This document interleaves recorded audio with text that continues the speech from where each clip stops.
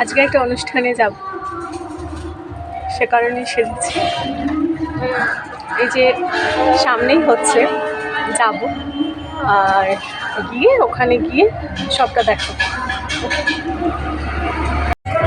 বাবা ছেলে হেঁটে হেঁটে যাচ্ছে, আর ওই যে দূরে ওইটাই হচ্ছে অনুষ্ঠানটা হচ্ছে।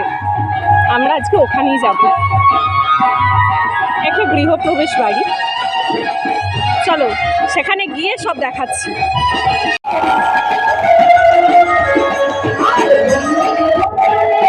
এই যে আমরা খেতে বসে পড়েছি, আর দেখতেই পাচ্ছ খাবারে প্লেট সব কিছু দিয়ে গেছে। আমার ছেলে কর্তামশাই সবাই মিলে বসে পড়েছি একই সাথে।